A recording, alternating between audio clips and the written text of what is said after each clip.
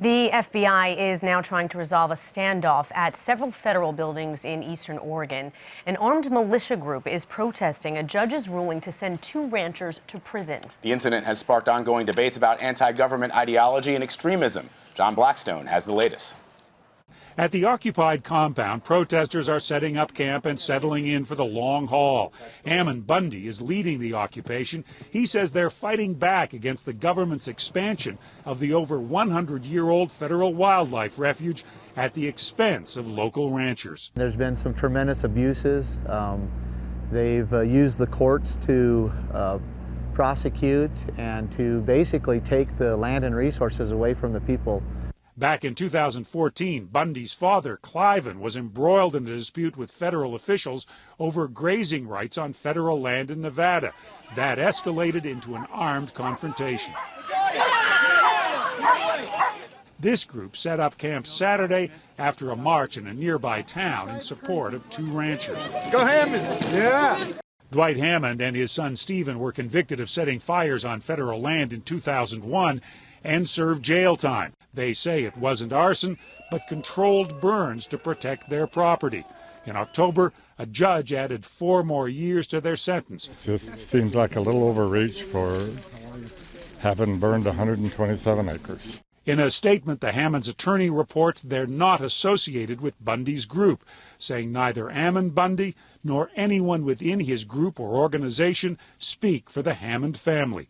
But protesters say they plan to stay put until all local ranchers reclaim land they allege was stolen by the U.S. government years ago. John Blackstone, CBS News, Burns, Oregon. Washington Post reporter Amber Phillips is with us now. Amber, thanks for being here. You've covered the Bundy family's past standoffs and the federal land issues surrounding these cases. We heard John's report that there is a rationale for why these guys have decided to do this. Explain that to our viewers. Yeah, so what happened was during this peaceful protest, in rural Oregon, the splinter group of people, very small section of these hundreds of peaceful protesters, decided that marching in support of these 2 Oregon ranchers was not enough, and that they were going to go out of their way and drive 30 miles, in the snow in Oregon to physically take over this federal outpost as the best I can assess is some sort of sign of physical strength to prove their point that they feel the federal government is overreaching into their lives out west. But Amber, what ultimately are the Bundys and this armed militia trying to accomplish here? Yeah, so with the caveat that it's hard to tell because I'm not in their heads, and they've really been giving vague answers to the media out there, frankly. My best understanding is that this group of people are so frustrated with the federal government right now for a variety of reasons, a litany of reasons. Tensions between ranchers and the federal government are as old as Americans going out west.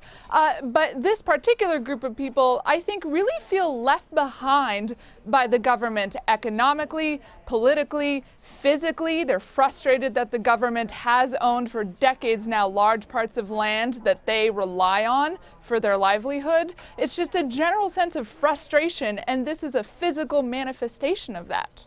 Well, so the question, I guess, Amber, is the Bundy family and its supporters say it's just a small group compared to most of the ranchers. So this division that's existed with that group, I mean, are we expecting to see more people go to that splinter group side? I'm not clear. That is the big question. I think you're absolutely right to ask that. When the Bundy standoff happened, I spoke with the Nevada Cattlemen's Association, a longtime allies of ranchers out in Nevada, who they're not shy of criticizing the federal government and what they say is overreach. They were very critical of the Bundy clan, of taking up arms against the government.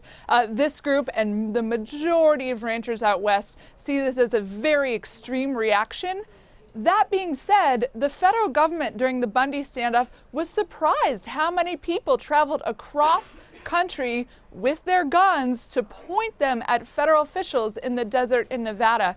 And so I think the federal government is treading very carefully right now in Oregon because they're not sure if this is sort of picking up as a more mainstream sentiment among people out west. Yeah, and Amber, let me ask you as a reporter, I've seen some reports now that, as you point out rightly, back in 2014 with the Cliven Bundy incident, it grew to be something very, very big, something that started out fairly small. In this case, it's the same way. Is it your sense that this group is trying to garner some media attention and that way to drive that same kind of sentiment that we saw back in 2014? It's certainly possible. I spoke with Cliven Bundy a year after the incident in April 2014. He said, hey, I have not been punished by the federal government. My cattle are still grazing on federal land that he claims is his. I haven't had to pay grazing fees. He said, I feel pretty darn emboldened right now. And I would argue that his family and his sons feel the same way, whether it's media attention or whether it's just having absolutely no retaliation or punishment from physically pointing guns at federal officials to get their way. We could be seeing that play out right now in Oregon again. Amber Phillips for us in Washington. Amber, thank you so much. Thank you.